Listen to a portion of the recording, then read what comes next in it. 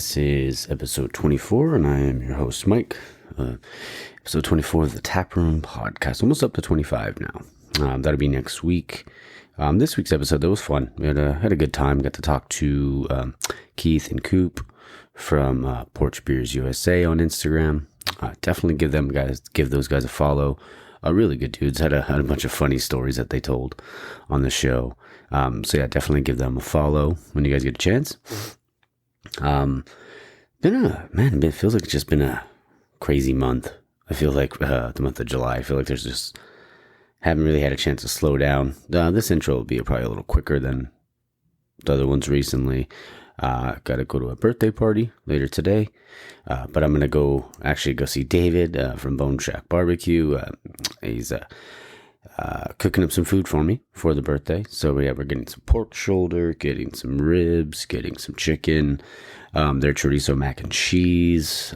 Also, I believe they're getting the elote salad, I think it is, and a bunch of other good stuff. So yeah, so shout out to David at Bone Shack. Definitely check them out. And I will also put the description, the link. Oh, sorry, I can't talk today. A little hungover. Had my little cousin's birthday party last night. Things got a little wild. But I'll put the timestamp in the description for when the interview starts. This beer that I'm having, actually super excited about. It's a double hazy from one of my favorite breweries out there. 8-Bit Brewing out in Marietta. This is a double. Oh, sorry, I can't get it together today. Double dry hop hazy IPA. It's coming at 8.9% with Citra, Comet, and brewed with Citra, Comet, and Cascade. It's called All About the Brick. It's a total play on Legos. Super awesome. This one just came out recently, and I didn't get the chance to go down there, but they had it over at Ramirez Liquor in the Pico Rivera area. So if you're in that area, maybe check them out. Maybe they'll, honestly give them their business too. They're all really nice guys or nice people that work over there. What do you say? Let's crack this sucker open, eh? Let's get a nice little crack. Oh yeah. Let's get a nice little pour here.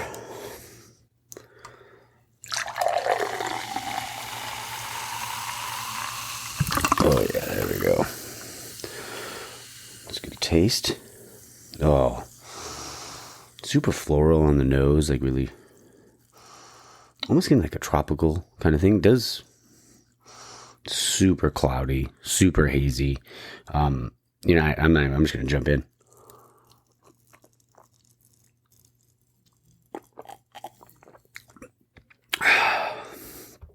Oh, that is delicious. Oh man, that's really good. A little on the boozy end, but really good though, in the best way possible. I'm gonna go ahead. I'm gonna give this a This is really good, but I don't think it's a 9, but I'm gonna give it a solid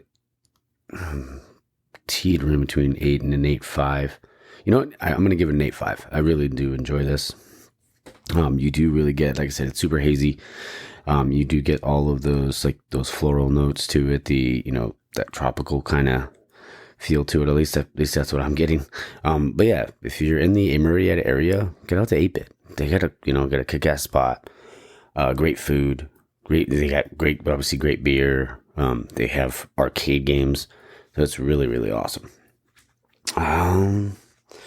What else we got for the week? Oh, the trade deadline coming up. I believe that is on Tuesday. So I'm just going to go through some sports headlines, and we're going to jump right into the interview because I have a second beer, but might be a little hungover, like I said. So let's jump into that. One of the big deals was, Max Scherzer. Max Scherzer goes to the Rangers, heading to the AL West. Kind of surprised. Max Scherzer's been kind of bounced around at different places, like obviously leaving the Nationals, so then getting traded to the Dodgers, and then leaving the Dodgers, going to the Mets. Honestly, I don't care for Scherzer at all. I just think he's kind of a dick. At least just the way, being a Braves fan, the way he was. But yeah, so he went to the Rangers. They got infielder, is it Luis Angel Acuna, which is actually Ronald's little brother. The Astros got Kendall Graveman from the White Sox. They gave up Corey Lee. The Dodgers have been busy. I mean, they got Lance Lynn and Joe Kelly from the White Sox. They gave up Nick Nastrini, Leisure, depending on how he pronounces it, and Trace Thompson. But I believe they also they did get Kike Hernandez as well. So, I mean, Dodgers are making moves, man. I mean, and you know me, I'm not a Dodger fan, but, they're making moves. The Angels are making moves. The Angels got Lucas Giolito, which I think that might be my favorite pickup out of all the moves of the deadline so far. I feel like he's really going to benefit that team. They're already they were kind of hot. I think they'd won 8 out of their last 10 until yesterday or the other day. Might have been Friday, not too sure. Might have had a little tequila last night too. Things got a little wild. But yeah, those are the kind of the major deals I've seen. I know the big thing was Ohtani gonna get traded, but they did announce right away before they got any, big time, calls about it or any real big news broke out. But he was, the Angels made the announcement that they were going to take him off the block and they were going to try to be buyers. So, I mean, good for them. At least they're trying to show Ohtani that they are willing to spend the money or at least go out there and get guys to try to improve the team and keep them. So, I mean, like I said, good on the Angels. Good on the Angels for doing that. Next big thing, kind of thing that was going on, obviously, in sports was Colorado is going to announce that they are going, or got approved that they're going to the Big 12. I feel like that's a big get for the Big 12. They needed that, especially with Texas and Oklahoma leaving. So now getting Colorado, and then also getting a big name like Coach Prime, Deion Sanders, into the Big 12. I feel like that's a big deal because just to be like his marketability, obviously, and his marketability not just for the School of Colorado, but just for the Big 12 in general. I mean, I feel like that's a big thing, and that could be a draw for other teams. And one good thing for the Big 12 too is like they get a pretty good sports market in Denver or the Colorado area, the entire state. Like you're drawing those, eyeballs to your product. So I mean, like them leaving, I feel like it's great for Colorado. I feel like it's great for, the Big 12, but I feel like it's really detrimental to the Pac-12. I mean, now they've had Colorado, SC's leaving next year, UCLA's gone next year, and now Colorado's gone next year. So honestly, like, what does that do? What does that mean for the Pac-12? I mean, do they try to go out there and get a San Diego State or something like that? Is that comparable? Like, no chance in hell it's not. But I mean, I don't know what they're going to do. Are they going to become like the Big East of old? Or did I just, kind of age myself out when I just said that? Who knows? But that also, kind of brings up the question, like, what does that mean about Oregon, or what's going to happen with Oregon and Washington and Oregon State, Stanford for that matter? I don't know. I mean, I guess we'll see how that all plays out. But I mean, I feel like we haven't heard the end of like announcements like this or deals getting done. So I feel like something like that's going to happen in the future. But I think that's all I got this week, guys. We'll jump into the interview. Stay tuned for the outro. Hope you guys enjoy it. All right, guys, we are back in the tap room. I am your host, Mike, and I have another Instagram Spotlight here episode with Keith and Coop from Front Porch Beers USA. What's going on, brothers? What's happening? What's going on? Nah, not a whole lot. Just ready to crack open some beers you guys sent me. Hell yeah. Let's see here. First one we got First State, the Square Theory IPA from First State Brewing. Okay. Coming in at 6% with grapefruit, pine, and resin. Like that. Oh, I like it. It actually has like the the different like the hop levels and the malt levels on there. That's pretty awesome. It's a good beer. Yeah. So you guys are from Delaware, eh? Yes. Had to throw the Canadian accent in there. Right. From Delaware, eh? Yeah. So Keith, I think you told me before what beer. Before we do that, like what beers are you guys drinking today? Go ahead and hand me one. Which one do you want? I don't care. That one. This one? Yeah. I'm drinking a Mexican lager from Wilmington Brew Works. Nice. It's so far this season, it's been one of my favorites. Yeah. Oh, nice. That's cool. And is that the local? I'm assuming like a local place to you guys. Yeah, it's maybe 15 minutes from here. So from my nice. my There you house. So Yeah, we live There- about there you go. 45 minutes apart, so 15 minutes from his house is definitely not 15 minutes from my house. But yeah, I'm in a it's local to. I mean, Delaware, you can drive from one end to the other in an hour and 10 minutes. Driving the speed limit, mind you, you can still do it in an hour and 20 minutes. So That's awesome. everything's local. yeah. There you go. That's awesome. That's pretty cool. Yeah, I'm actually in the northern part of the state, and he's in the middle part of the state. So Okay. Yeah, I've never actually been to Delaware. I've been to New Hampshire, been to Maine, Boston, well, Massachusetts. I think that's about it going that way. But how far is Delaware from like New Hampshire? well, actually, most people probably think Delaware is next to New Hampshire. So We're probably Yeah. probably about a 6-hour drive. Oh, dang. Yeah, because I knew Hampshire's Right. pretty close to Maine. yeah, we're south of New England.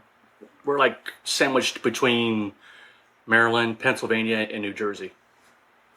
Okay. That's awesome. The mid-Atlantic. Cheers, boys. Yeah, Cheers. cheers. I did a bit of a hard pour there, so apologies.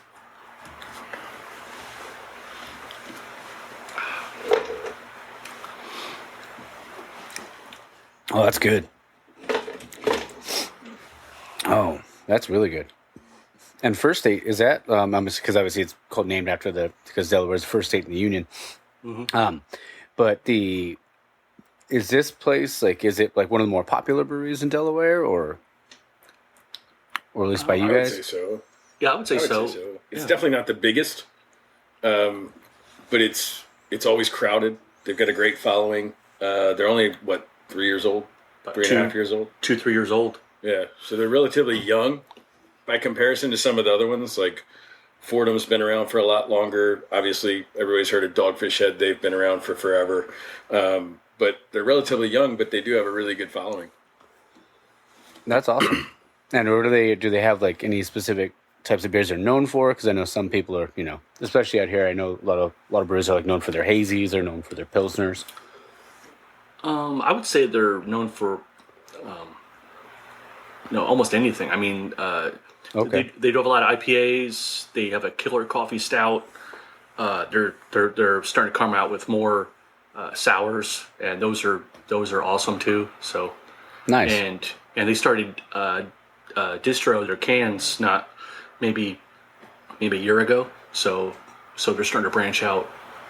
So One of the things I think is special about First Date is, in our travels anyway, you don't find a lot of breweries that have kick-ass food and kick-ass beer. It's usually one or the other. You don't find both under the same roof very often, and First Date has amazing food and awesome beer. So it's just a great all-around place. It's family-friendly, centrally located in Middletown, so you can get to it pretty quickly from anywhere. So it's just Okay. a good spot. That's cool, man. I mean, it's cool to have those kind of breweries too, because like you said, not every team, not every team. Wow, must have had a buzz already.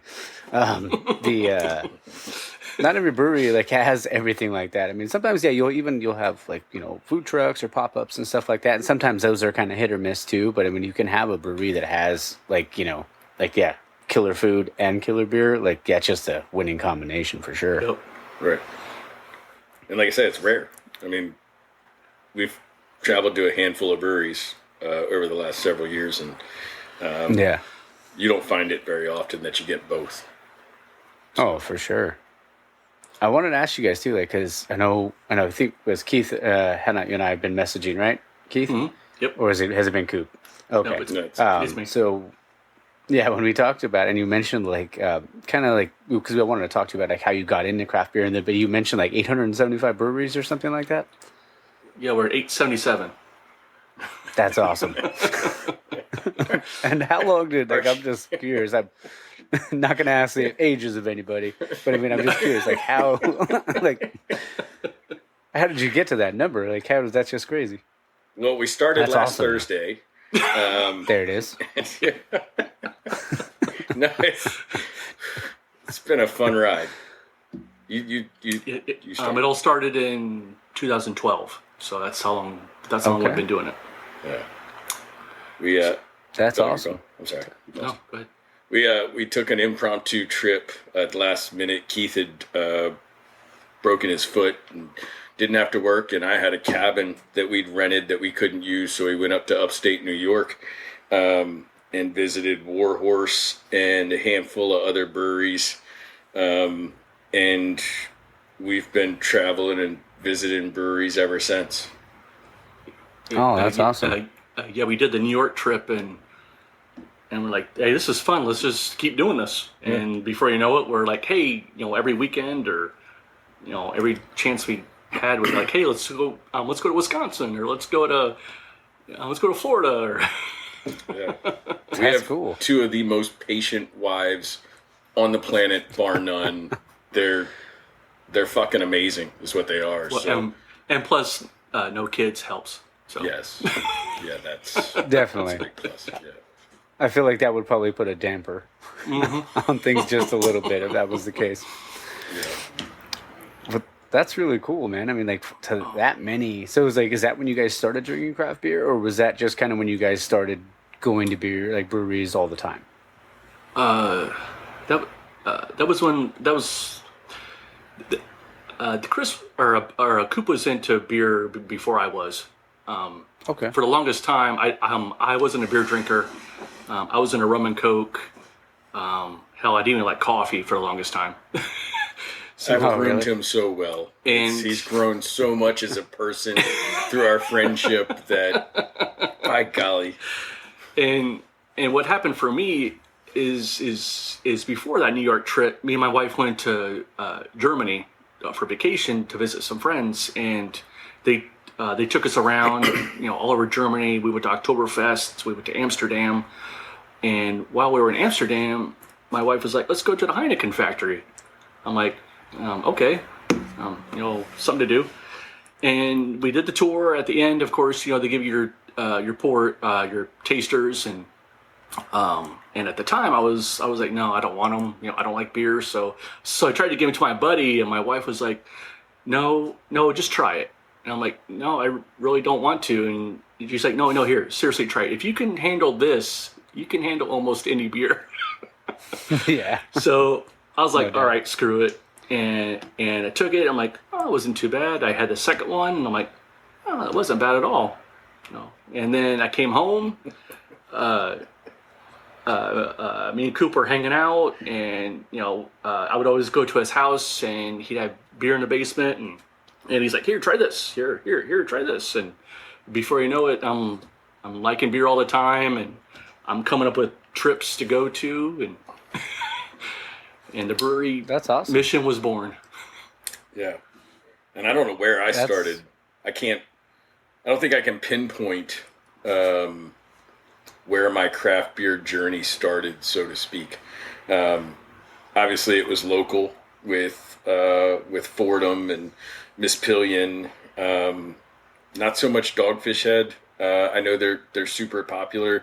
They do have a handful of beers that I like, but I much more respect Dogfish Head for what Sam has done for the craft beer community legislatively and globally than a lot of his beers, so to speak. I don't mean there's no disrespect meant by saying that. Yeah. It's not my flavor. He's had a couple that I've really fallen in love with over the years. The Chicory Stout, the Lawnmower Light. They were great. And then he fucking took 'em away. discontinued them. Bastard. Thanks, Sam. I hope he's listening to this Yeah. so he can maybe bring them back and make me smile for a change. But he's got a couple really good ones now. But But yeah, I think that's where it started for me, was Fordham and Miss Billion right here in Delaware.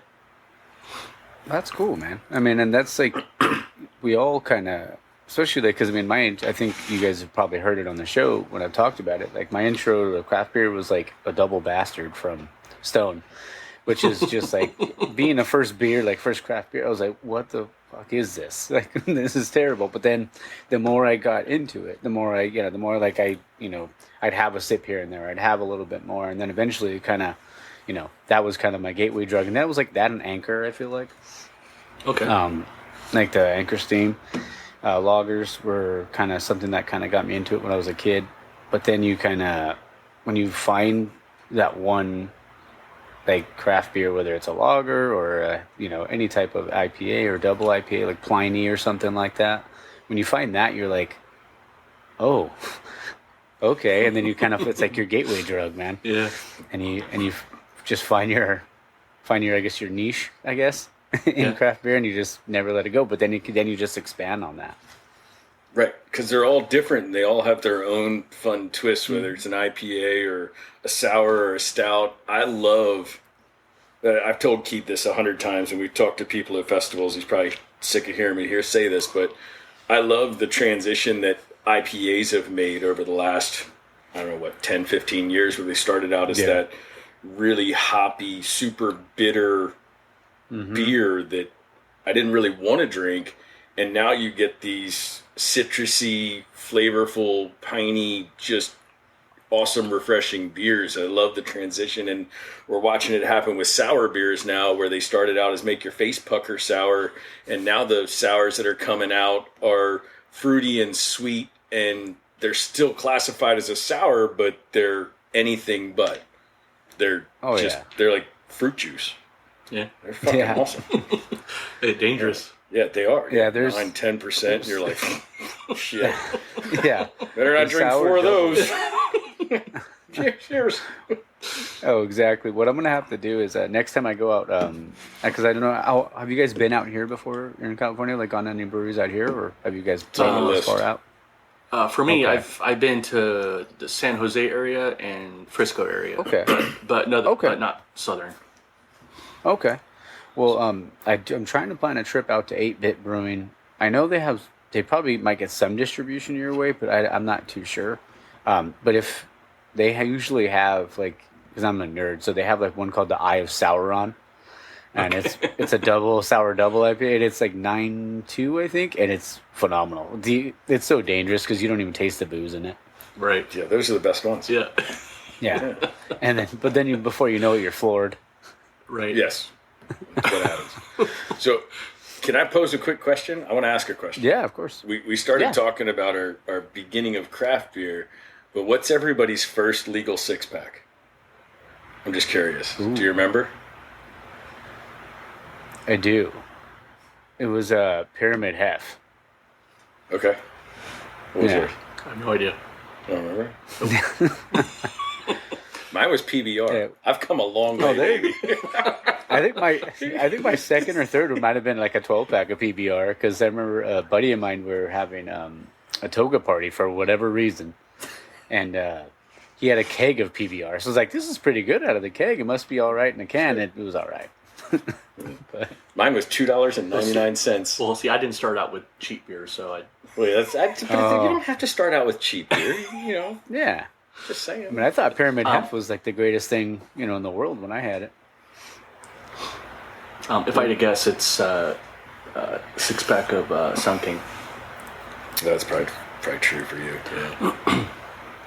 There you go. But yeah, after that New York trip that we took that got us started and going, I'm originally from Indianapolis, so okay. And I usually go home maybe once, twice a year, and I brought him and I started bringing him and some other buddies, and I was like, hey, let's just go to Indianapolis and check out all the breweries and everything, and one of the first craft beer brewery was Sun King, and they've been kicking butt ever since, and that was I would say that was the first brewery that I fell in love with that really got me going. So that's awesome. And that's in Indy, you said? Yes. Yep. Awesome. Right now, when did you move to Delaware? 06. Okay. It's about right I'm around born the and same time I raised. started cheering for the Delaware Blue Hens. So Yeah. yeah, How'd you always, find people always. UD Yeah. from California? This is gonna be a really stupid answer. No, it's going to be great. I'm looking forward to it. Just but go on. Me and my cousin were playing NCAA whatever, and my cousin wasn't very good at the game. So I was like, I bet you I could beat you with a D2 school. So I was just happened to be scrolling through the list or whatever, and I was like, huh. I just saw the Blue Hens. I even have the Hens hat in my closet. I'll show you guys later. Nice. And I was like, I'm just gonna pick this team. So I picked them. I ended up beating him. I was like, he was using like a Division I school or whatever, and I used the Hens and I beat him with them. And it was like, and I remember looking, I was like, fuck, this team's pretty good. Like who's on this team? It was like Omar Cuff and like Joe Flacco was on that team, and a couple other ones I can't think of right now. But I was like, man, this team's actually pretty solid. Fair. Yeah. Yeah, so I said it was a pretty lame answer, but that was like, I've been a hen ever since. I've cheered for him ever since. So There you go. Yeah, UD is like a 5-minute drive from my house. So that's I was a two-beer I don't know walk. if it's called Yeah. that, but I call it the hen house. It's like that's what their football field should be called. But Well, that's what I That's call a good it. name for a No. bar. well, the other name is the cockpit. Yeah. Oh, there you go. Fuck yeah, you got me. But yeah, That's pretty fucking awesome. But yeah, before COVID, me and my friends used to go to UD football games all the time, and tailgate and have a great time. But yeah, Joe Flacco you mentioned, great Yeah. player, and then the other good one is Rich Gannon. He went to UD, so Yep. yeah. So we've had a couple good players. Oh yeah, for sure. I mean, even like I really like the kid you guys that Delaware has right now, Nolan Henderson. He seems like he's pretty good. He got drafted by I think the Ravens. So Yep. I'm pretty stoked about that. Just maybe he'll get a shot. We'll see. He grew up 20 minutes from my house, and Nolan Henderson? Yeah, and one of Oh, my that's awesome. good friends' sons played on the Smyrna team when they won the state title 2 years in a row with him. Oh, that's So they were cool. teammates. Yeah. That's freaking awesome. Are you guys big like college football guys at all, or? Keith is. I'm not. Yeah, Okay. Do you have a favorite sport though, Coop? I watch NFL. I just Okay. don't have the bandwidth to follow the 872 college teams scattered across the country. There are a lot of them. Trying to figure out who's ranked what, where, why, and I can't do it. I'm good with 32. That's There you go. that's my box, and I fit into it, and I'm good. There it is. Yeah. And who's your NFL team? I'm a Steelers fan. Okay. Nice. I'm a Packer fan. I mean, I don't know how things are going to go this year, but it is what it is. go Cheeseheads. Yeah. Oh, you're a Packer fan too, Coop? No, I'm not Coop, Keith. no. I got that. I'm getting names mixed up already. My bad, guys. You're only one beer in. I know. No, I'm going to look like a lightweight before this thing's over.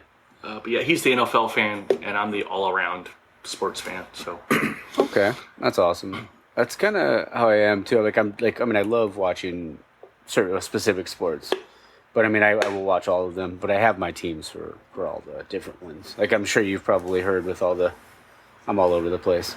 oh yeah. Sorry guys, I'm gonna crack open another one here. You guys, this was from Wilmington, right? So this is another local brewery. Yeah. This is Oh, it's the same one. It's the same thing There you're we drinking. go.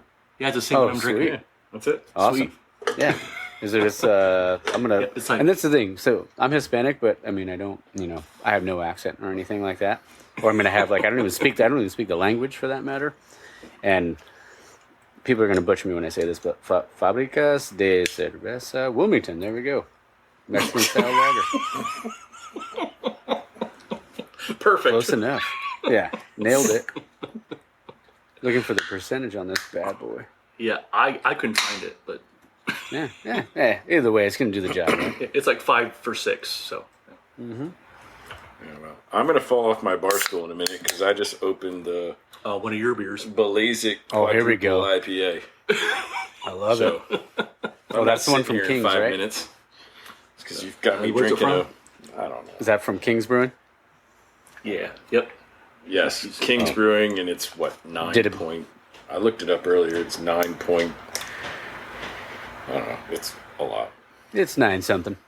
Yeah. It's probably that one's pretty janky, but honestly, if you guys are ever out here, he's a super nice guy. The owner of that brewery, and he owns and he's the head brewer. There's a ton out here, so if you guys are ever out here, let me know. We'll go brewery hopping. Okay. Yeah, for sure. So many Well, out here now. we did the way this blog started is we told you about the New York trip and stayed in a cabin, and they had vineyards, wineries all up and down the road, and you go out and do tastings and figure out how to drive your ass back on the windy mountain road back to the cabin, one eye closed and Yeah.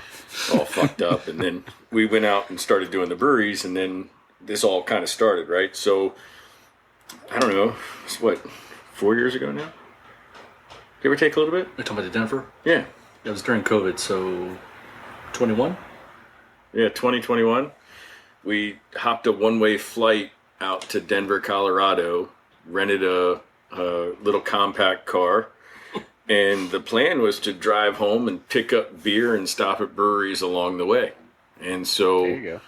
we get to Denver and get to the car rental place, and they're like, "Would you like to upgrade to a minivan?" And Keith was like, No, I don't want to do that. And I was like, Keith, say yes.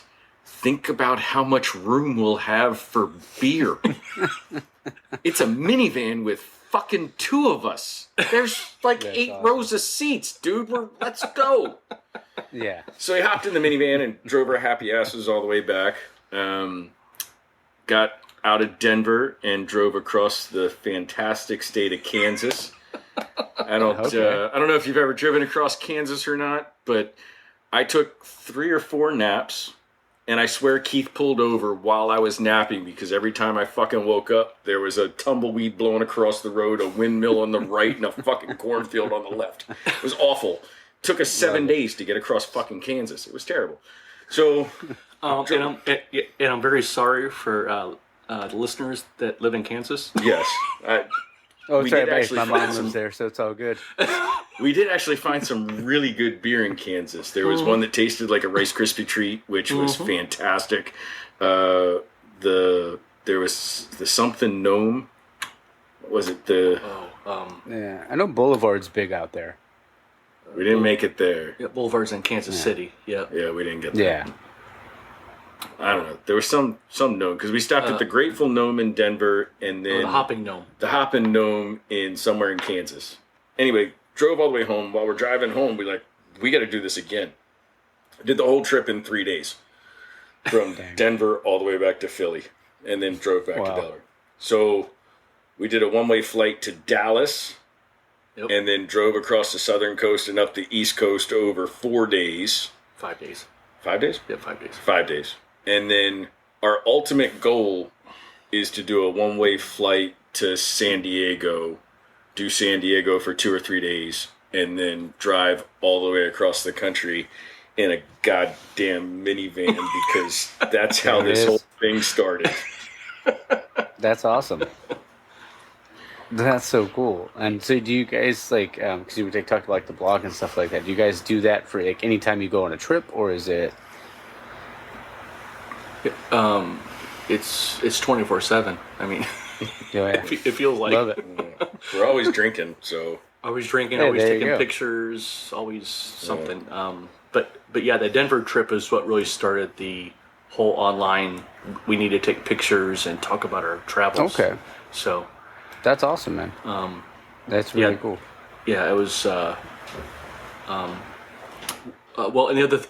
then the thing that sparked that Denver trip is, it was during COVID. So just one day I was looking just at plane tickets, and it was $50 round trip, or one way. Oh yeah, one way, $50 one way, and I was like, it's a no-brainer. So It was a holiday weekend, so we didn't have to take any vacation. We just got out of work, went to the airport, flew out, hung out in Denver for the night, and then drove through Kansas.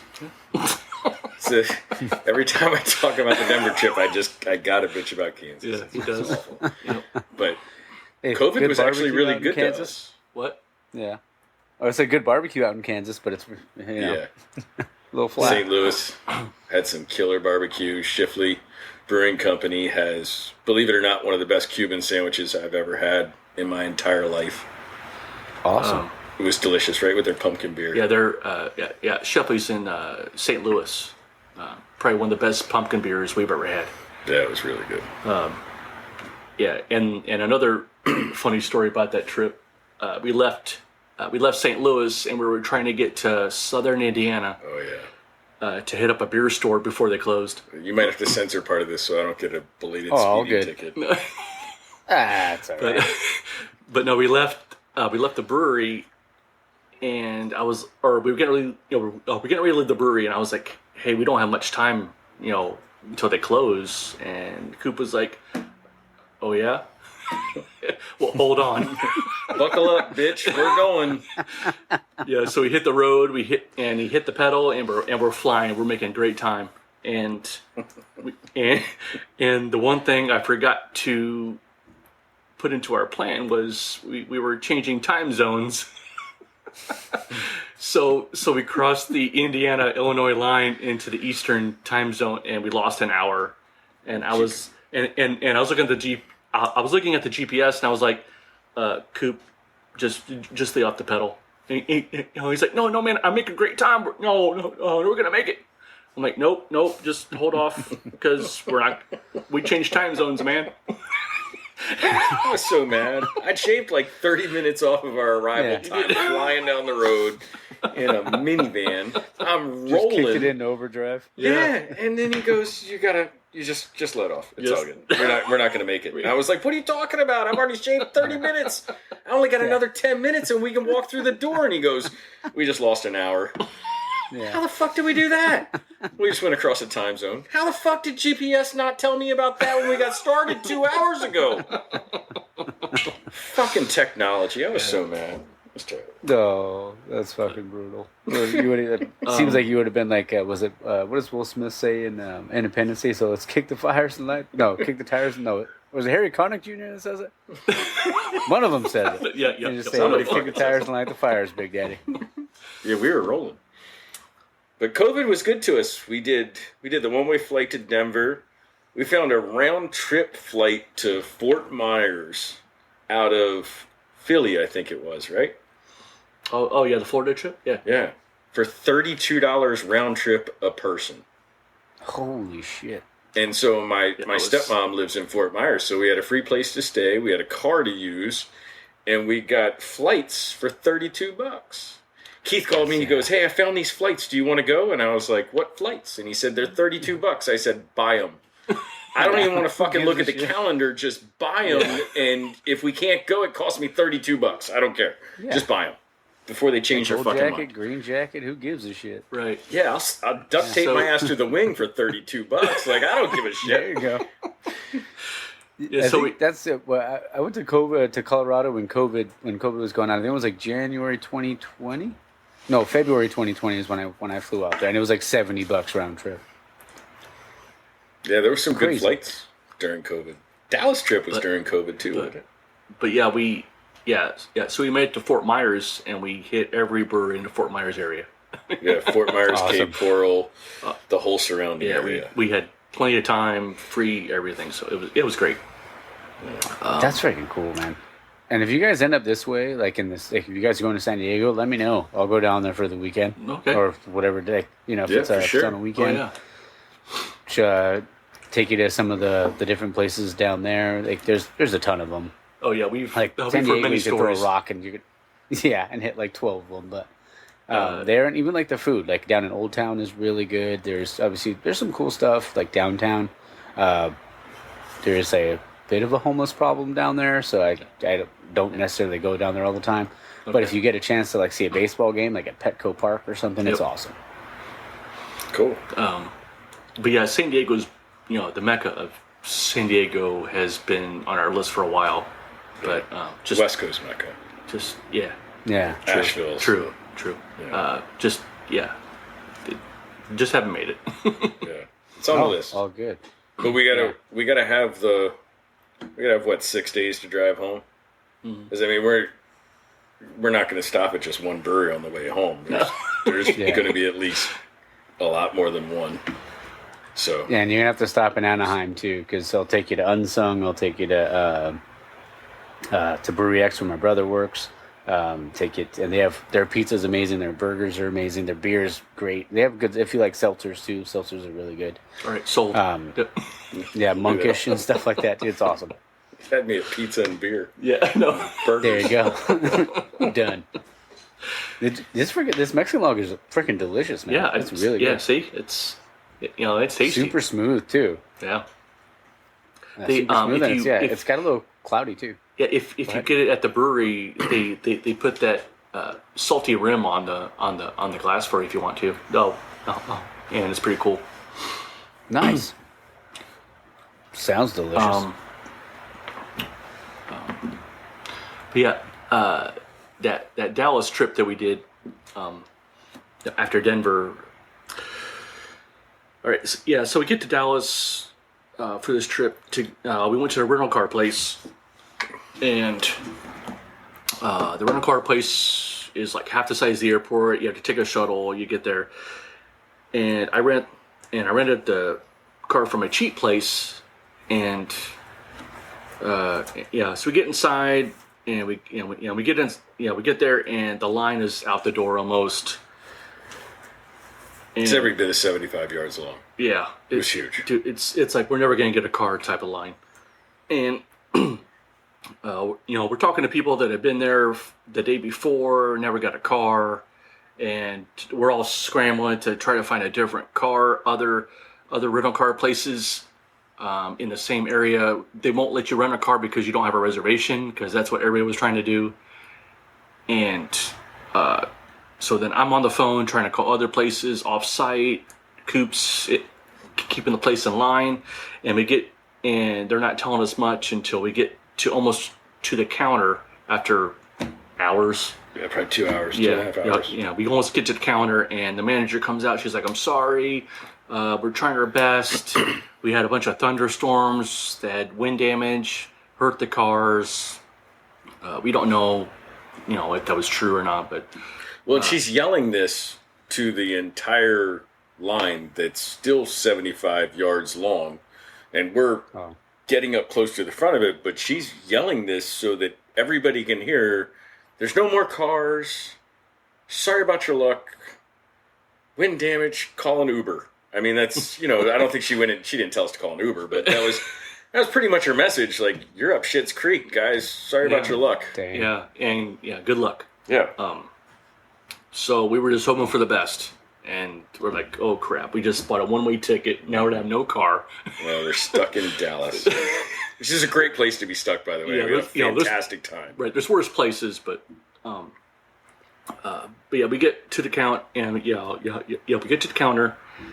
And I'm not hoping for much, and the manager was the lady that helped me, and I pulled the pity card, and I was like, man, this sucks. People are yelling at you, cussing at you. It's not your fault. It's the company. They didn't honor their reservations, and she's like, yeah, you're right.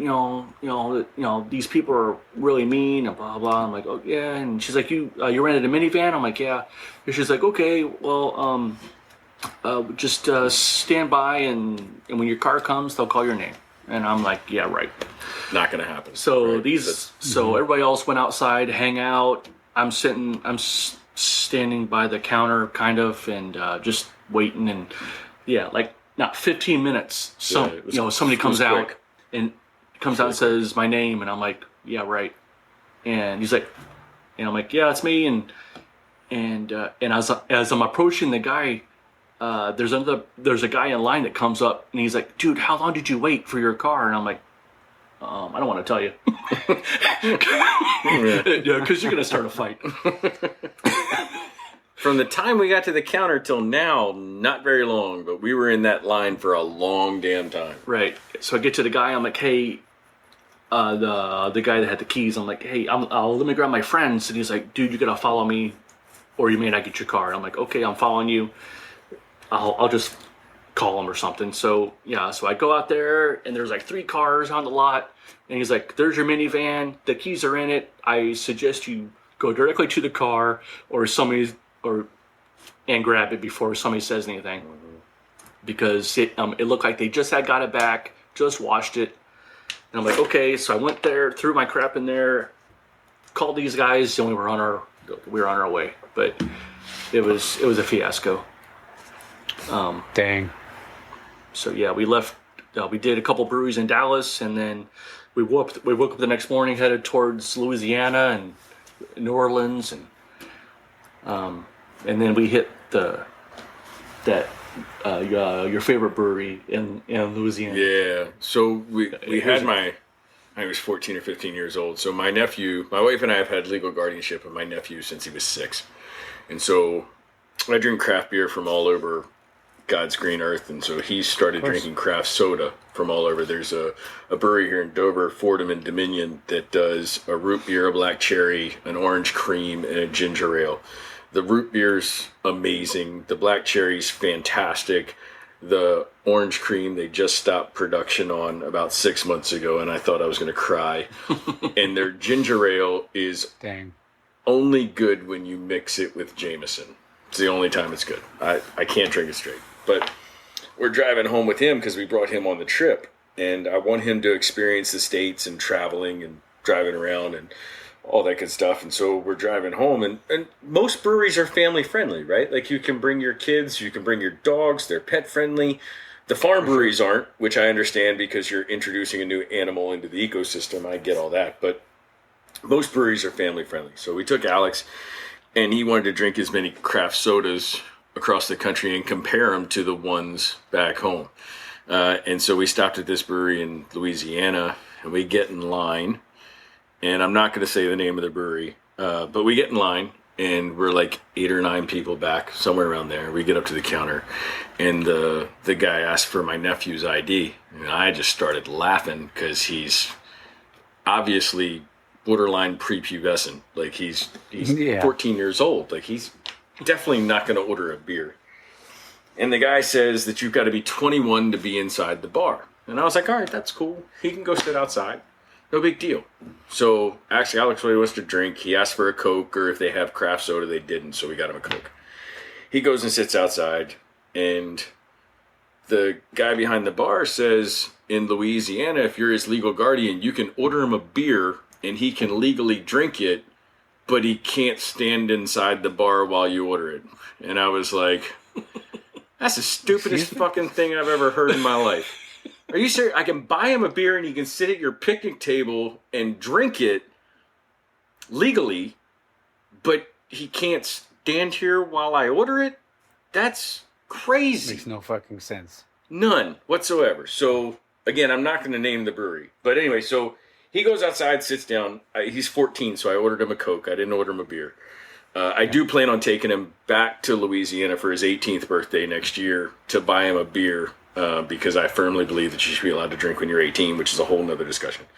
So, he goes outside, he's drinking his soda, and he goes, Uncle Coop, I got to go pee. And I said, all right, dude, well, they've got a bathroom inside. Go inside and take a leak. And so he gets about halfway across the tap room, and they stop him, and he's like, but I just need to pee. And they're like, you can't use our bathroom. And they tell him that there's a porta potty at the other end of the parking lot, which is where we parked. And he goes, well, it's bolted shut. It's padlocked shut. I can't get in. And they said, well, you can walk across the 4-lane highway to the Dollar General across the street and go to the bathroom there. So Alex comes back out and he tells me everything that's going on. And I was like, wait, repeat this? And he tells me the same exact thing again. And I was like, I need one good reason why you didn't pee on their floor right in front of them. Because that's probably what I would have expected you to do, right? Yeah. So, anyway, long story short, we walked around to the back of the building, and he pissed on the side of the building. We finished our beer, and we hit the road and went on to the next one. But Louisiana law, if somebody in Louisiana can comment on this podcast and explain to me how my nephew can drink a beer as long as I order it from him, but he can't drain the lizard. I just can't. I can't get past that. For 3 years now, I've been struggling to figure out why you can't go to the bathroom, but you can drink a beer. I don't know. Yeah. That makes zero sense. Yep. None whatsoever. Alcohol laws are, depending on what state you're in, from buying beer to go to different, where you're allowed to sit, where you're allowed to drink, who's allowed to be there. To sending beer. Yes, mailing beer. Alcohol laws are nuts. It's crazy. Yeah, and I've only ever sent beers or mailed beers twice, and like the first time was a long time ago, and then the most recently sending it to you guys, and I was like, to me that was just like, but why is it such a problem? Like, why is that like a big deal? Yeah, I don't understand it. Yeah, I mean, and then and for your nephew, like those motherfuckers, like you can't even, your kid can't go pee in the damn bathroom. Yeah, dude, what's the problem? If he had pissed on their taproom floor, I'd have given him a high five and put him in the back of the minivan, and we'd have rolled on. Yeah, and I'm I wouldn't have cared. I'd have been like, "Good job, dude. Whatever. They deserved it. Tell them where the mop is, and we'll leave. I don't fucking know what to do." Like, I would have told your nephew to tell him to suck it and walk out. Yeah, I mean that would have been acceptable too. So we just pissed on the back of the building and then we left. Yeah, there you go. Hey. In our minivan with expired tags. We drove all the way home from Dallas on that trip to Philadelphia. We stopped for gas somewhere on the East Coast in Georgia or some shit. And Keith's filling up the minivan and he goes, "Hey, Coop, we got a problem." And I went, "What's up, buddy?" He goes, "I don't know how the rest of this trip's going to go." And I was like, "What do you mean?" He's like, "Well, we got a bunch of breweries and we're going to have beer and then we're responsibly, of course, and then we're going to drive. But we're never going to be without a beer or lots of cases in the back." And our tags are expired. And they're not expired by 5 days or a month. They're expired by like a year and a half or some shit.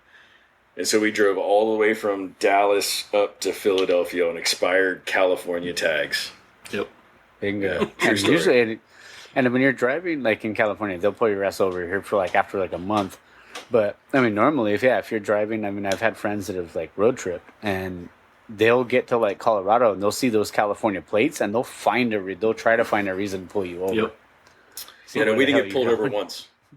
We've actually, awesome. I said this on our New York trip, on our last New York trip, not the first one, but our last one. I said, we've never been pulled over. Knock on wood. We've never been pulled over on a beer trip. And I said that the last time we were driving up to New York for the New York State Beer Festival. And no sooner did I say that, I turned my head to the left, and there was a New York State trooper sitting in the median, and we made eye contact as I rolled by with cruise control set at like 85 and a 65. And he pulled out, and I immediately moved over to the right lane and set back to like 65. And he got up on my left quarter panel right behind my truck and just rode there for, I don't know, like a mile and a half. Yeah. It seemed like an hour. He did. He just rode there and just sat there. And I don't know if he's running my tags or what he was doing.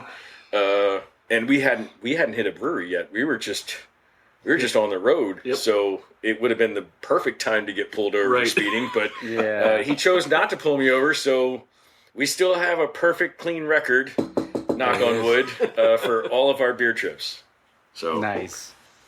Yeah, maybe he thought maybe if he ran the plate and saw who owned it, he's like, "Oh, it's a rental car." Well, no, that was my personal truck that time. Oh, it was your personal truck? Yeah, it was my personal vehicle that time. Yeah. We were going up to New York for a beer fest. Last year? In January. Yeah, the New York State Beer Festival. Yep. I almost got abducted on that trip. Yeah. Yeah. She was cute. Was it like? Well, there it is. Yeah. It happens then. Right? So was her friend. It was a great day.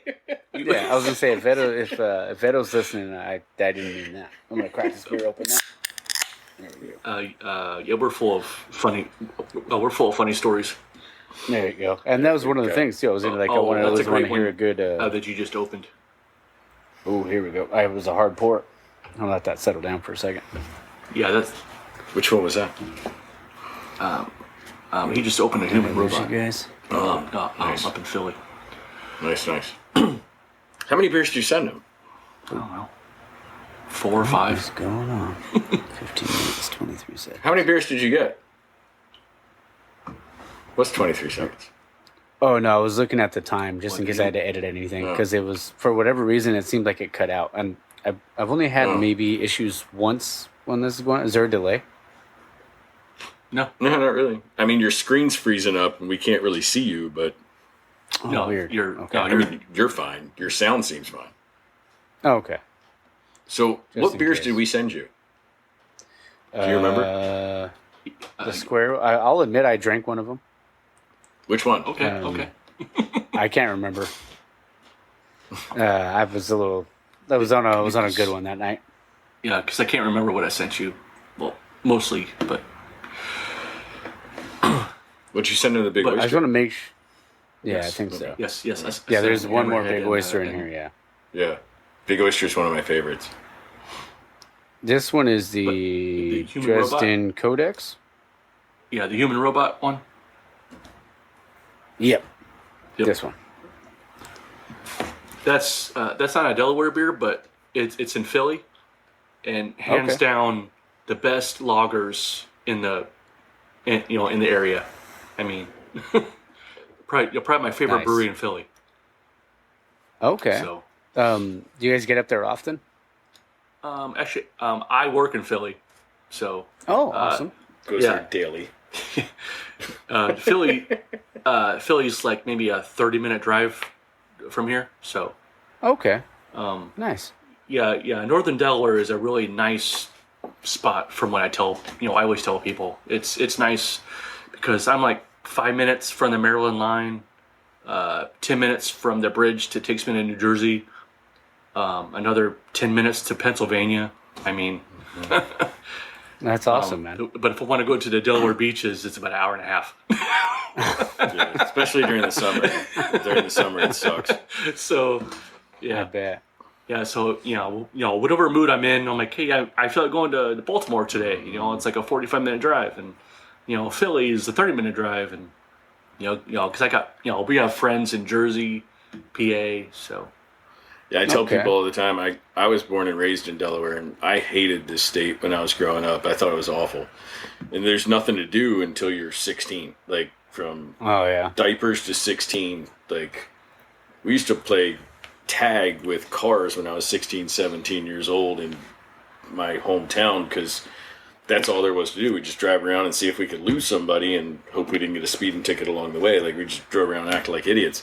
And the older you get, the more you realize that in Dover, which is right in the middle of the state, it's the capital city, but you're an hour and a half from Philly, you're an hour and 45 minutes from Baltimore, you're an hour and probably 2 hours from DC, Yeah.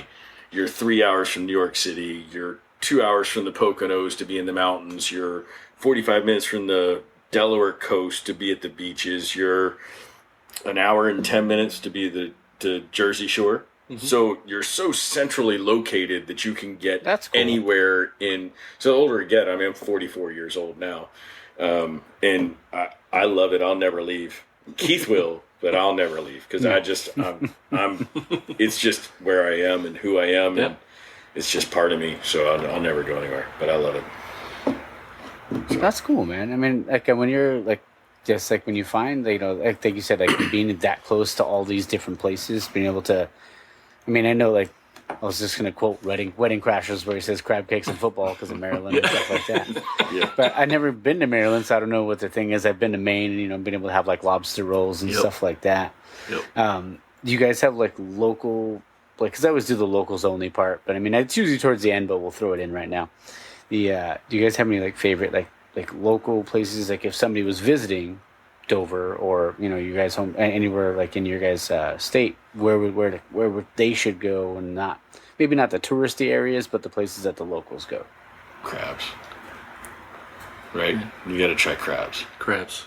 Yeah, so Maryland crabs, blue claw crabs, you'd have to try that. And my two favorite places are the Old Mill Crab Barn down in Delmar, Delaware, which is a little town that sits right on the border of Delaware and Maryland. So it's called Delmar. because nobody could think of a better name. They just called it Del Mar. Yeah. And then in a little town called Lewis, which is about 40 minutes south of me, there's a little place called the Surfing Crab they're both incredible. All you can eat crabs. You just sit there and order a pitcher of beer and all you can eat crabs and eat some fried chicken, some hush puppies, some fried shrimp, fried clams, corn on the cob, and pick crabs until can't feel your fingers anymore, really. And then somebody else drives your happy ass home. That's kind of how it works. So, yeah, I would say crabs. That's awesome. If somebody was visiting here and we had to try something and it was crab season, I would say crabs. Yeah. What would you say? I would say the same thing. Seafood. Yeah. There you go. I'm not a crabs person, so. Yeah, I love crabs. Yeah. Keith's my designate. I do like crab, but I don't like to pick the crabs. Gotcha. So, like if you give me Yeah.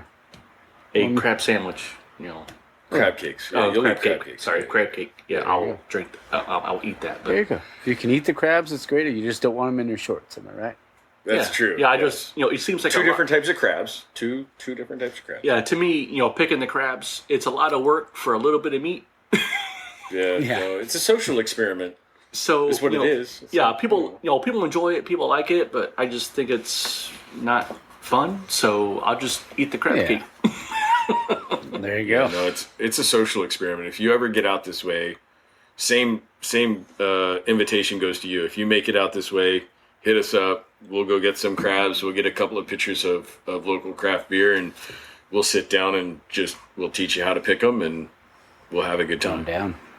It's That it's a sounds hoot, dude. amazing. Yeah. Yeah.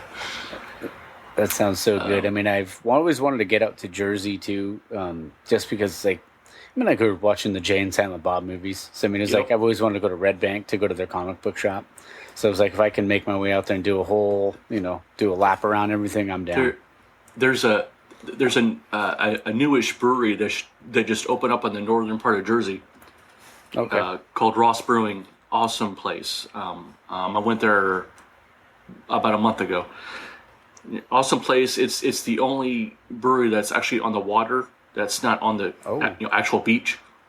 Nice. And they just released a couple Jay and Silent Bob beers. Awesome. And dude, I wanted to go so bad to get those beers, but it's a 2-hour drive for me. Oh, yeah, that's right. So I was like, man, but yeah, it's pretty cool. Dang. Do you remember what they were called? If you don't, it's okay. No, I don't, but I can send them to you. Oh, yeah. Yeah, just send me the thing. Yeah. I just want to be able to see Yeah, and those. I knew, That's awesome. and I knew if I didn't get there on release day, they were gonna be all gone. So Yeah. so I didn't bother. Bread disappeared quick. Yeah. Yeah, I feel like can releases out there. Like when I talked to Lydia, what was it? Like episode 3, I think that was, with Craft Candles. Like talking to her and like telling her like how like the brewery that she works for, it's like there's like they don't can in mass production. So I mean, there's some breweries out there will just like, oh, it's a limited release, and when they're gone, they're gone. And it's like, man, those are the ones like you want to try to get there to pick them up, and then they're just, by the time you get there, everybody's walking out everybody's looking all happy, and you're walking away with nothing. Is that an East Coast thing? Been there. Like, do you guys have limited release in cans? Not sometimes, but I'd say it'd be for like Green Cheek, which is one that we definitely would have to hit if you're in the area. Okay. Green Cheek, they're hazies. Again, if you guys are big hazy guys, but Green Cheek I puts am, out some of the some really good ones. All right. They do a lot of really, really good like New England style IPAs and stuff like that. And I think they would probably be the one where it's like, all right, we only have so many cans and you got to come get them. But I think it is mostly an East Coast thing, because I feel like a lot of the time We all do. production wise, They they all just do. have a ton. Yeah, all the Delaware, all the East Coast breweries that I can think of, they all do small batch, canned, limited release. And if you're not in the brewery within the first day or the first couple days, Yep. Yeah. like there's Miss Pillion River Brewing Company, which is down in Milford, Delaware, it's about 25 minutes south of my house, but they have a beer called Holy Crap, that's a red ale, and they used to do it all year round, and it was just a standard red ale, I guess. And then they made it a seasonal, and they turned it into an imperial, so now it's 9.4, 9.6 or something like that. It's something ridiculous. But when they release it, you've got maybe 3 days to get to the brewery, and then you're shit out of luck. So I try to get there and buy a case or two. And then, fun fact, if you're ever doing remodeling stuff to your house, a 2x6 is the exact width of a 6-pack of beer. Oh, shit. So if you're looking to put up a divider wall and you drywall one side of it, you can put shelves on the back side of it and not drywall the back side of it. And if it's not structural, you don't have to be on 16-inch or 24-inch centers. You can do, 4-foot centers for all I care. That's how wide a sheet of drywall is. So I built a wall in my house that's a 2x6 wall that divides my mudroom, and I have shelves on the back side of it from the floor to the ceiling, and I just keep it stocked with beer from That's all awesome. over. So when we go on these trips, we're stocking the wall. We just fill the wall from floor to ceiling. My local liquor store has to think that I don't drink because I don't ever show up. Take these trips and buy shit from all over the country. It's crazy. Yeah, and I guess for me too, like when it comes to the beers and stuff, like I just try to, I am lucky because my brother works for Brewery X, so like I just go to his house and he'll just give me 4-packs. Right. But when I'm going to a lot of the other ones, like, I try to find, like, especially with the brewery I told you about earlier, 8-Bit, they have like, and then it's all either gaming related or like kind of like pop culture in a way, where it's like, they have like one Jurassic Tart, I think is one of them. Nice. The Eye of Sauron, the one I mentioned earlier. They have one called is it Megabyte? I can't remember, but it looks like Jaws is coming up from the water and stuff like that. Right. Which is, I'm a huge nerd when it comes to stuff like that. So like if you guys are out here, we'll do that trip. But if anything too, I can get some and I can send you guys send some your way. Yeah, that'd be great. Okay. We'll send some more back to you for sure. Oh yeah. Trade some more. Yeah. I did want to ask too, like best. Oh, go ahead. Yeah. No, go ahead. No, you're good. No, I just wanted to say. No, you go. No, you go. No, you go. Yeah. One of you two fuckers go. I don't fucking like. No, I just wanted to my add. beard. Along with our brewery adventures, we also try to hit up some really cool beer festivals. Also,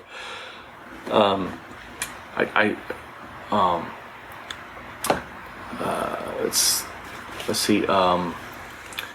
Well, for me anyway, I'm up to like, I think 17 beer festivals this year. Oh shit. Yeah, this year. I want to make sure that's emphasized. Yeah. This Yeah. year. His Czech liver light has been on since New Year's Eve. Right.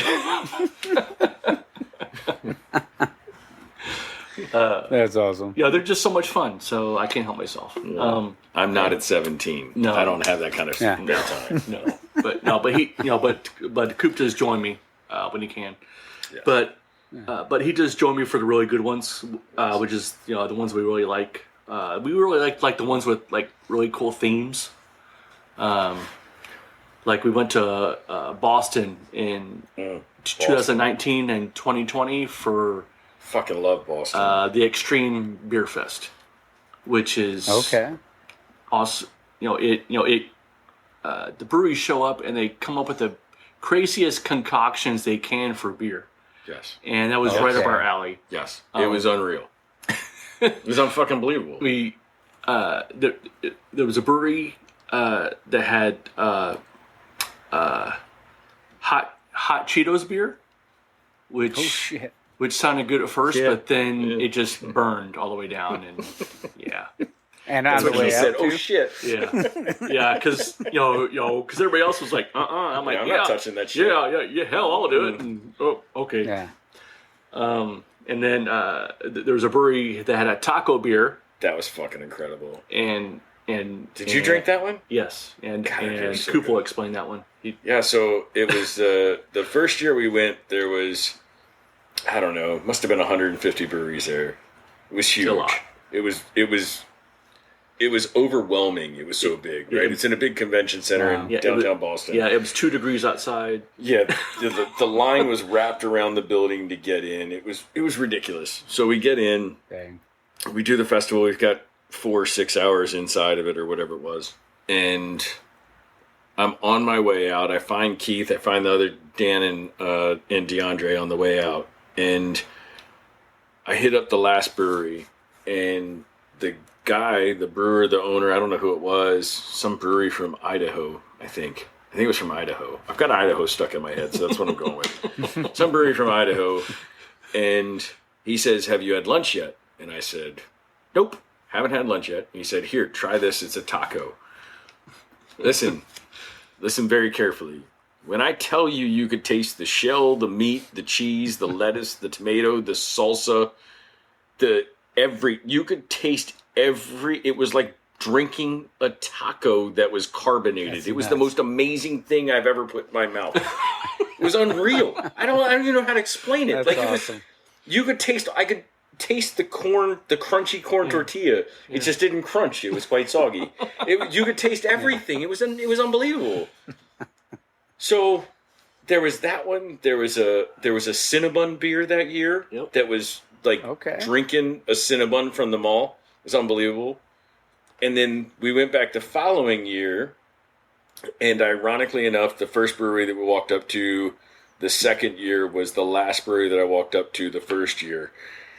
And the second year was, I don't know, 65, 70 breweries. It was way smaller. It was way more palatable. You didn't get overwhelmed when you walked through the door. You could actually look around and go, I think we can hit most, if not all of these in the 6 hours that we're here. Because it's just 2-ounce pours, right? You're not going to a beer festival to get shit-faced. You're going to a beer festival to try all the different flavors, have a good time, talk to some cool people, meet some brewers, and just live the craft brew life. Like, that's what you're not going there to get shit-faced. If you buy tickets to a beer festival to get shit-faced, you'd be better off just buying a 30-pack and throwing back Miller Lite or Coors Light or whatever the fuck you're after. So we walk in the second year. I walk up to the brewery.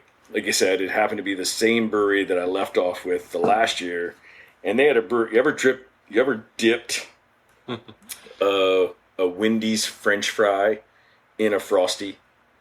Oh, no doubt. Yeah, at least once so a they week. had a beer that was made from Wendy's French fries and Wendy's Frosties. True story. How? I don't fucking know how. But I don't really care. It was amazing. It was. It was like a carbonated French fry that you dipped in a fucking Frosty, and I asked for a second one. That's how it went. I don't know what to tell you. They said, here, try this. Awesome. I said, fuck yeah, I'm staying here. I told Keith to do the other 70 breweries in the festival, and I was staying here, and I was going to kill the keg. That's how it went. I don't know what to tell you. It was fucking unbelievable. Yep. What is that, Wolf of Wall Street? I fucking leave. Yeah, hands down. Dude, it was unbelievable. How do you go from tacos to Frosties and French fries in 12 months? It was unbelievable. That's crazy. Awesome. Hands down, our favorite beer there. And I have no idea what the brewery was. Nope. That's a terrible thing to say. That was prior taking pictures and blogging. So yeah, we weren't blogging at that point. Yeah. So, but we also don't count the 877 that we've been to collectively are brick and mortar. None of the brewery festivals count. So if we've only been to your brewery at a festival, it doesn't count towards our numbers. So if we included festival numbers, we'd be at some really ridiculous 37,000 or something 2,000. Like that. Yeah, it would be pretty stupid. I mean, it'd just be nuts. That's awesome, though. And I gotta ask though. I have to ask because we were talking about sometimes we get sloshed, sometimes we have we're having a good time, and it says sometimes your liver taps out at New Year's Eve. Never. I gotta know what the hangover cure is. I don't get them. I really don't. I legitimately don't get them. And I'm very jealous. Okay. I don't get them. I don't. because it don't take much, and I have a hangover, so. Yeah, no, I don't get Okay. them. Fuck And I don't really have a cure. I just pray to Jesus and Yeah. and I wait for the next day. that. Yeah. Greasy food like- and Yeah. a Gatorade. I don't fucking know what else to do. Yeah. That's Yeah. what I give him when he pusses out on a beer trip. I'm like, here, eat a fucking McDonald's cheeseburger, drink this Gatorade, and we got a brewery that we got to be at in 15 minutes. Yeah. Yeah. Yeah, that's I You'll don't be know. fine.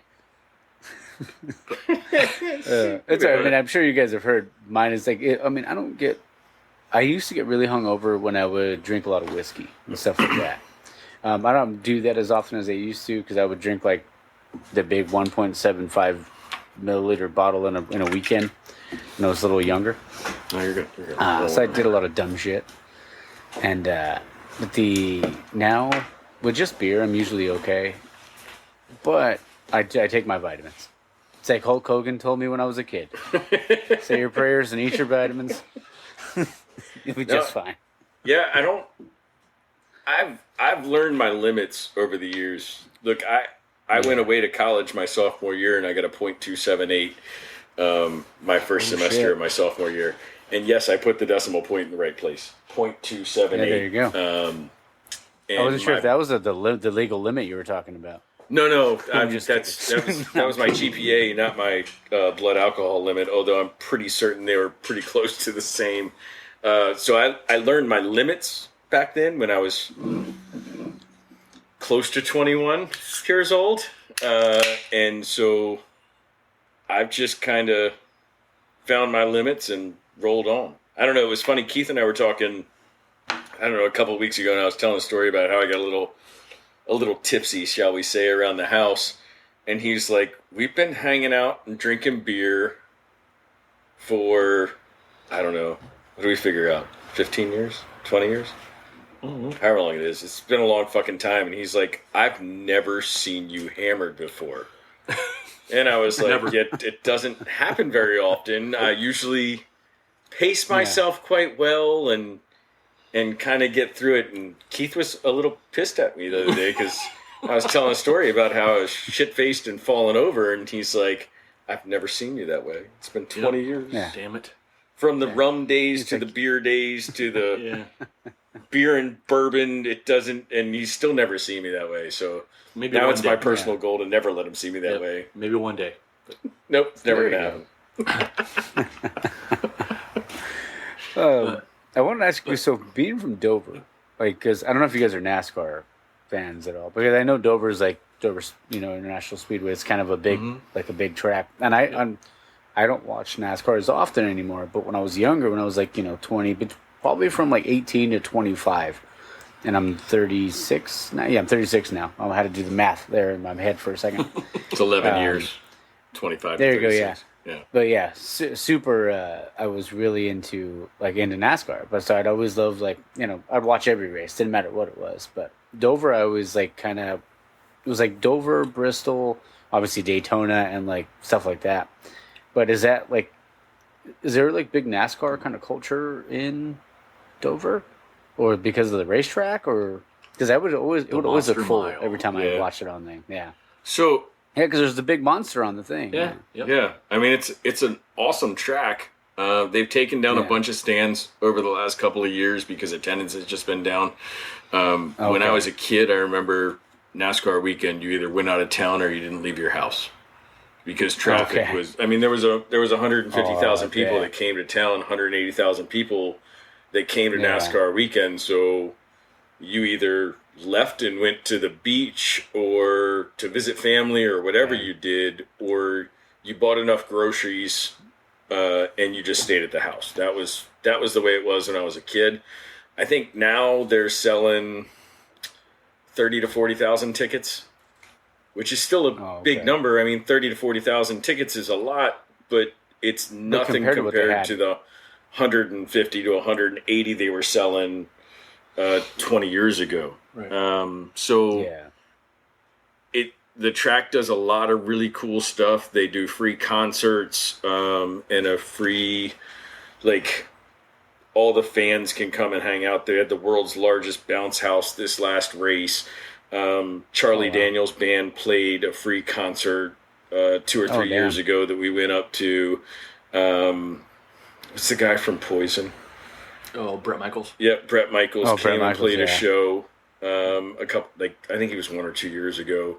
So they have fairly big name shows that come and they play trackside, and there's no tickets. So if you're a community member or a NASCAR fan, you can still go. So from that perspective, it's pretty cool.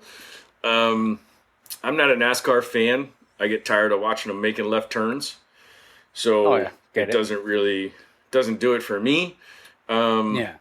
I've had cold passes and been inside in the what's it Pits. called? In the pit. Well, but the pits, but what's the infield? I've been in the infield. Yeah. Gotten to meet a handful of drivers. I used to wait tables at a restaurant right next to the track, and got to meet Kyle Petty, he's one of the coolest people alive. He was just fucking awesome. That's cool. They used to give us T-shirts at Applebee's, and we would get them autographed, and then we'd sell the shirt off our back to a race fan. And I asked Kyle to autograph a Budweiser shirt that I happened to be wearing while he was racing for Coors Light, and he looked at me and he laughed, and I wasn't smart enough at the time to realize who he drove for, so I didn't know what I was asking him to sign. But he looked at me and he goes, "Well, I'll sign it, but it'll probably lower the value of your shirt." And I was like, "It's cool, man. Just go ahead and sign it. I don't care." Yeah. And so he signed my Budweiser shirt while he was a driver for Coors Light, which I thought was cool as shit the day after when I realized what I'd done and what I've sold. I think I sold that shirt for like $40 or something. I don't know. But it was... Oh, there you go. So there's money off of it. That was back when they were selling 150,000 tickets, so it was a much bigger deal back then than it is now. Yeah. I don't know. Yeah. You got anything? I was just I'm going an to say I IndyCar had to fan, mention so- that NASCAR. Okay. Well, we had Indy cars. I just had to Dover mention once. NASCAR. What? You said you just had to mention NASCAR. Oh, okay. That got awkward there for a second. I don't Yeah. know. My bad. Should we crack another one? I got the last beer. I got this is the Hammerhead. Oh, there you go. It's one of my favorites. IPA, coming at And that takes us 6.4%. It's a West Yeah, Coast. that'll take us into our collab beer that we're doing, if you'll let us go there. Let's do it. So, Keith and I have been talking with Big Oyster Brewing Company for about 2 years now. Yep. About doing a collab beer, and they said they were interested in partnering with us, and we said very early on when we first started talking about all this that we not only wanted to go places, visit breweries, and have a good time and post about it, but we wanted to benefit and help others. and benefit somebody other than ourselves, right? So if Porch Beers USA ever turns a revenue stream, and we can somehow tell people that we drink beer for a living, that would be fucking fantastic. But in the meantime, we want to use the very small platform that we have that we're building to help somebody else. Keith's a 25-year veteran of the United States Air Force, done 6 tours. I didn't have the balls to put my name on the dotted line when I was 18 years old. That's the God's honest truth. If I had to go back and do it again, I probably would have enlisted. Like, if I could look back on it, like, hindsight's 20/20, right? So, my father was a Vietnam vet. My grandfather was in the military, so I have a lot of respect for it, and Keith served. So, I'm on the board of directors of the USS Delaware Association, which is a brand new nuclear submarine. They're out on their first combat deployment right now, and the association wanted to create a beer to welcome the crew home from their first combat deployment. So I quickly raised my hand and said, my buddy Keith and I have been talking to Big Oyster Brewing Company, whose beer you're drinking right now, and they're interested in collabing with us and Porch Beers USA for a beer. So let me see if I can connect the dots. So I did, and the beer's going to be released late August, early September, just in time for the submarine's return home party from their first combat deployment. The crew of the sub named the beer. It's going to be called Liberty Risk. It's an IPA lager hybrid, which is going to be, it's fucking incredible. Like it's got that citrusy, hoppy taste of an IPA, but it's got the smooth, non-hoppy version of a lager, kind of fused together. It's a very non-hoppy, smooth, citrusy, like, I don't know, like an IPA light, I guess is the best way to describe it. Like an IPL kind of? Yeah. Yeah. Is that a thing out there in the West Coast? I don't know. Oh, yeah, out here in California, they So this is the first I've heard of it out here. Either like, yeah, they call them IPLs or they call them like cold IPAs. Okay. Oh yeah, we've heard those. Yeah. Yep. So it's probably quite similar. So we're really excited. They're going to do a can that's going to have the USS Delaware's logo on it, the submarine's logo, and then we'll have our logo on the top right, I think, and then Big Oyster's logo will be on the top left. And we're selling. That's awesome. Yeah, the association is selling case sponsorships. We've sold, I think, around 60 or 70. Our goal is to get to 200. So we have 135 cases so that every single member of the crew gets a case to take home of their own beer. And then we want to have another 50 or 60 cases to take to the welcome home party. So here you go. Everybody have a good night. And we were put in the awesome situation to have a relationship and a conversation started that we were able to flip into this and benefit something that's super special to the both of us. That's fucking cool, man. I mean, and that, kudos to you guys for doing that, especially for, the people in the military, that are on that, on that sub doing that. That's pretty fucking, that's awesome of you guys, both of you guys. So kudos to both of you. Well, thank you. Yep. It's been fun. It's been a lot of fun. Yes. So we try to give back where we can. We're sponsoring. There's a 16-year-old kid down in Dover that does dirt track racing. So we're one of the sponsors of his car.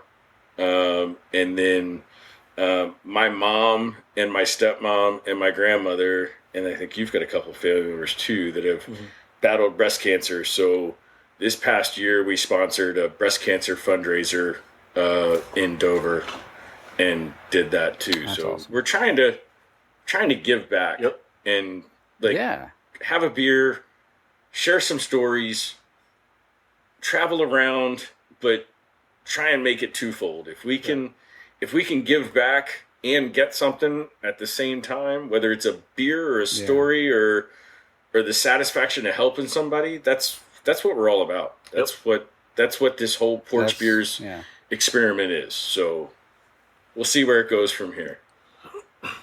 That's awesome, man. Because I mean, honestly, like, when it comes to the giving back stuff, that's freaking great. I mean, and just being able to, like you mentioned, being able to just talk to somebody or be able to tell a story and stuff like that. That's what I've always felt like this show is about for me. Mm-hmm. You don't have to be an owner of a brewery to be on this show. You don't have to be a brewer to be on this show. We can just, if you can make a genuine connection with somebody and be able to sit across from a bar top or whatever and have a beer and talk to one another. That's what it's all about for me. I thoroughly enjoy this aspect of it, being able to just have a conversation. So that's life. So there's a bar in downtown Dover. It's not there anymore. It used to be called W.T. Smithers, and it was, I don't know, 3.5 blocks from Legislative Hall. And I spent a lot of time there when I was in college. After I was 21, I never drank there underage. That's the God's honest truth. But I spent a lot of time there in college. But it was the type of bar where you could walk in and the Speaker of the House of the state House of Representatives was sitting next to a plumber or a framer or a carpenter, and next to him was the president pro tem of the Senate, and next to him was a dishwasher from a local restaurant. And they all sat there at this bar and just swapped stories. And they just hung out. They just did their thing. And I had the pleasure of sitting at that bar a lot of times. But I had the pleasure of sitting at that bar with business owners, philanthropists, political leaders, government officials, just the gamut of people. And it was the conversations you had over a beer. Not sitting there to get shit-faced, not doing shots, not doing anything crazy, but just having a beer. And that's something that it's very special. Just it's a rite of passage. It's a thing, right? Like it's just 100%. Something that was that bar. I miss that bar. I'm going to tear up here in a minute, but that bar was special. I don't know. It's closed now. It's under a new name, and it's not the same as it used to be. That's awesome, though, man. Because I mean, to me, that's what this is all about. I mean, being able to, like I said, just sitting down, having a conversation, someone that you might not have, ever like met before in your life, but because you guys were at the same brewery or at the same bar or something like that, and to be able to just make that genuine kind of connection, and and have a friend on it, it could be like a friendship that that comes from that. Or like if you, like I said before, if you guys are in California, or if you guys go to San Diego, I'll go down there. We'll hang out. We'll knock back a few. We'll see how long we last, and we'll have some good food down there. For sure. Yeah, damn right. Yeah, that's awesome, man. I do have to ask too before we finish up. Best burger in Delaware, because I always got to ask everybody that when it's a. You go first. You do burger, I'll do pizza. Oh, all right. So I'm down with that. Both of those. My favorite burger is a little place just south of Dover called Restaurant 55. They've got a burger called the Lunch Counter Legend, and instead of a burger bun, it's like Italian bread that's sliced for the top and bottom for the bread, and then it's a burger patty with sautéed onions, Swiss cheese, and some sort of Thousand Island like dressing on the top. Okay, it's juicy, it's greasy, it's fucking amazing, and if you ask for it, it's served with sweet potato fries, which are fucking incredible. And Restaurant 55 has one of the best craft beer menus in Kent County. Easily. Aside from a craft brewery, of course. But, I mean, they've got a fucking awesome menu. Wow. That's awesome. It sounds amazing. Yeah, come on out. I'll buy you one. And you buy your ticket, and I'll buy you a burger. It's a deal, really, Done. I think. It's a fair trade. And maybe a few beers. Yeah, I'll buy a beer, too. There you go. There you go. I'll take it. All right, pizza. And best pizza to me is actually at a brewery, not too far from here, maybe a 10-minute drive. A brewery called Argilla, a brewery and pizzeria. It's like we were saying before, it's hard to find good beer and good food, and they got both. I mean, it's not a huge beer menu, but their pizza is phenomenal. I mean, they'll put anything you want on it, from chicken to, pepperoni lovers, and it just kicks everybody's ass. I mean, that's awesome. And what's it called again? Argilla. Argilla. Yeah. They were at the 302 Fest. Oh, yeah. And they had the best coffee stout. Yes. They were our favorite beer. Yes. They had a coffee stout at I drink a lot. I forget things. I don't really know what to tell you. Yeah, it happens. We have, there's a brewery down by the beach called Crooked Hammock, and we have a okay. Yeah, we have a beer fest. Nice. A beer fest. What? I said, be nice. Yeah. And they have a beer fest every year called the 302 Fest. and we always go, and it's a great time because every Delaware brewery shows up. Yeah. And they come up with their best beers, and to me, Argilla was the best. They had the coffee stout that was just phenomenal. Big Oyster won. But They took home the championship belt. Big Oyster did win. Yeah. They were my second, but They were the Brewers. They were the Fan Choice Award. yes, they I think, were this year. and all the fans take a vote for the best brewery. So and it's always a great time. Mm-hmm. And it's like the Comic-Con of beer festivals for Delaware. That's People awesome. dress up, and It gets kind of crazy. yeah. Yeah. Got guys dressing up like all the boys from Beer Fest. Right. Farva and all that. Well, I mean, not Farva's Super Troopers, but Landfill is his name in Beer Fest, I think. That's awesome, though, guys. I mean, honestly, I really appreciate, like, you guys being on the show and being able to, hear your story. And honestly, like, my dad was in the military. My brother-in-law was in the military. My grandpa was in the military. So being able to hear that you guys did that for the boys and stuff like that, that means a lot to me. And I really appreciate all that. And we appreciate you having us on your show. So. Yeah, and it's our pleasure. We're happy to do everything we do for the military and for all the boys that serve and girls that serve. Yep. And we're ecstatic to be here with you today. So thanks for having us. Yeah. Oh, for sure, guys. I mean, and any other maybe any other funny taproom stories you guys got before we finish up? Stories. The donuts at Brick City. That was pretty funny. Yeah, go ahead. Yeah, so we're at this little brewery, Right. just outside of New York City in New Jersey. We're on our way up to the New York State Beer Festival, and I ordered I think it was called a Heady Jams. Was the first one I ordered. I think it was Heady Jams, and then I went to Strawberry Jams. Yep. And then I ordered a case of beer. I think that was the. There you go. That was the chain. and that order It was beer case was I think how that went. Anyway, so I ordered it, and she goes, "It comes with munchkins. Do you want them?"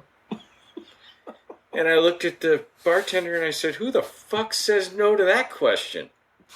Anybody ever? No, they don't. Yes, I want fucking munchkins. Put them in there."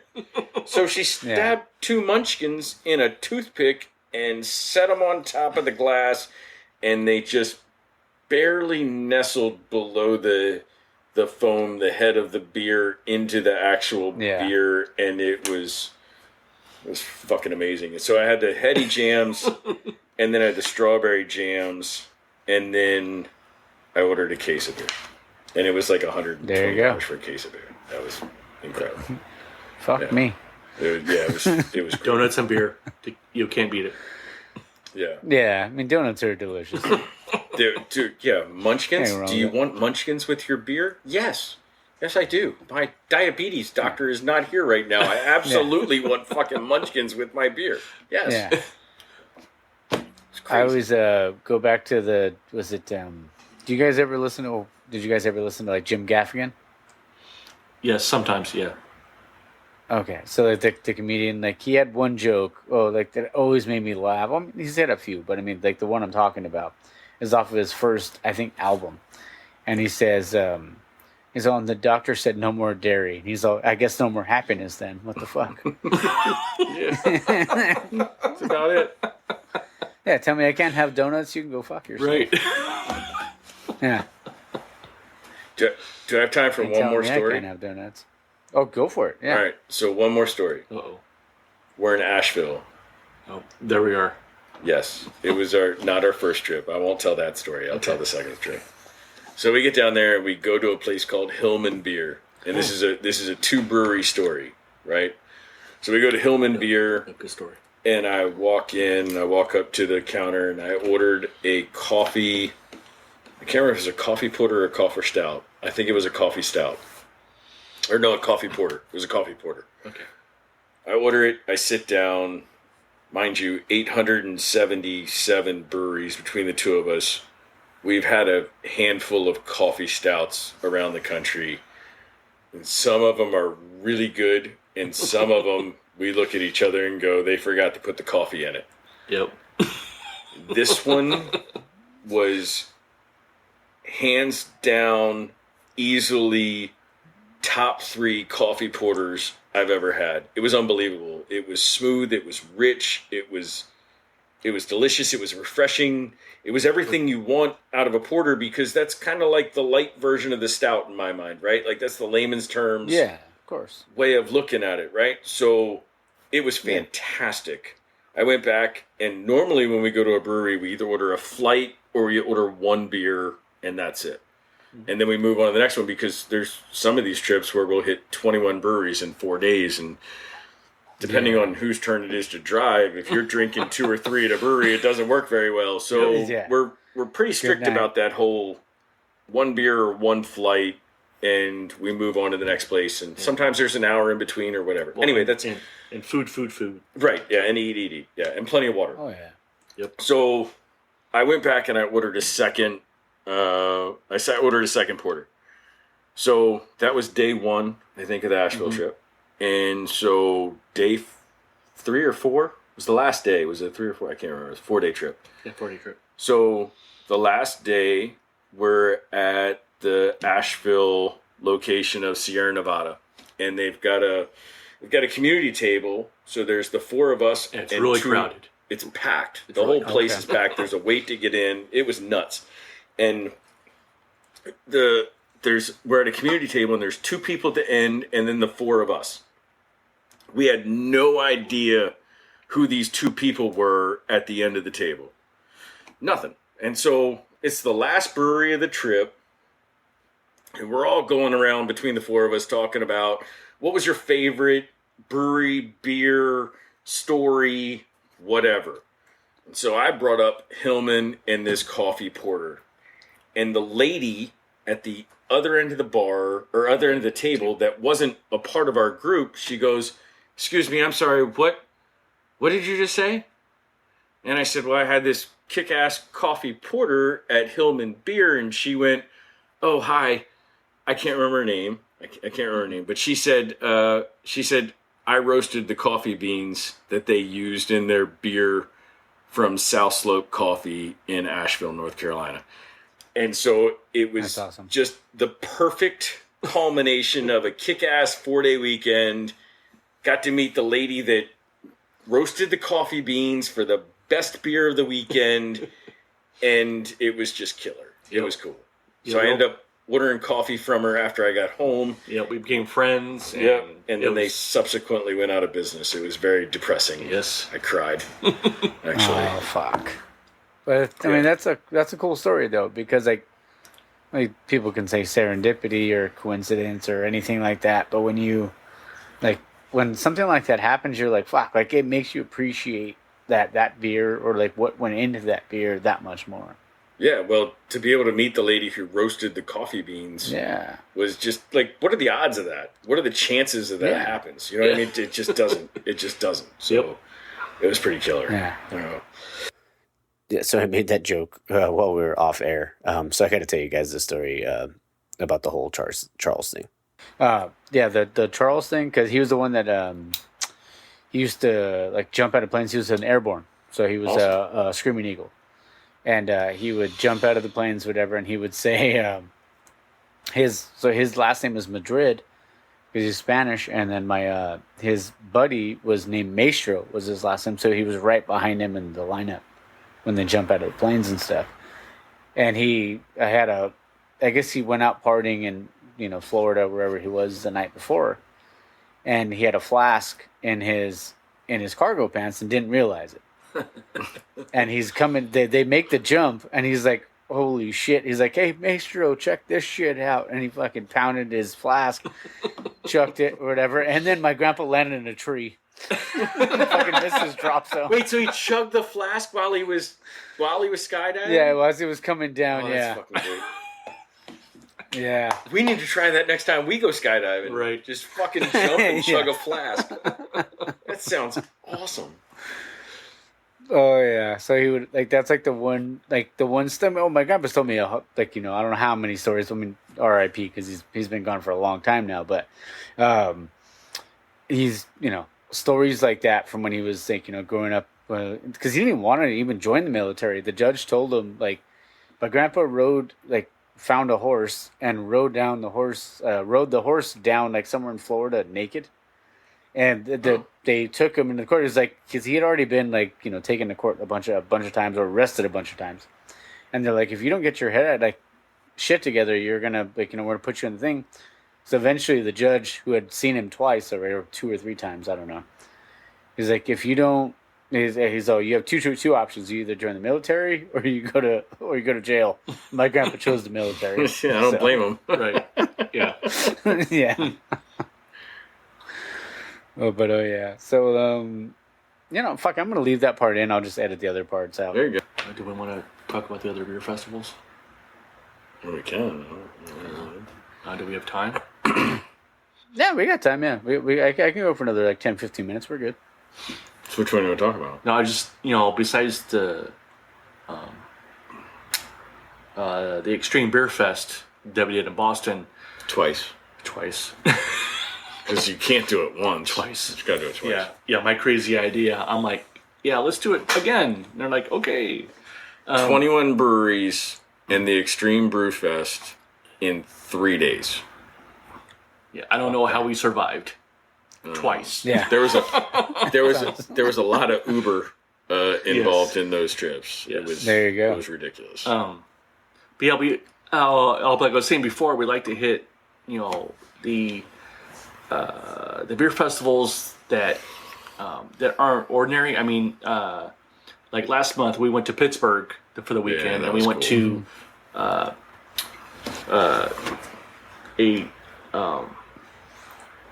old steel mill. Yeah. It was in an old steel mill, and it was nothing but Pittsburgh breweries. It was like 50 of the breweries in Pittsburgh. It was great. It was killer. Half outside, half inside. We got to meet like a handful of Instagram friends there, and That's awesome. Yeah, it was a great time. And then the other one we like is at 450 North in Indiana. That was good. It's the Corn Maze Beer Fest. Mm-hmm. And we did it last year. We're doing it this year. And we had a great time. Awesome. I mean, it's it's not really a maze, but you'll kind of find there's a path, and then you find what 15 breweries. They're in. It may feel like a maze after all the beers. Right. I mean, Right.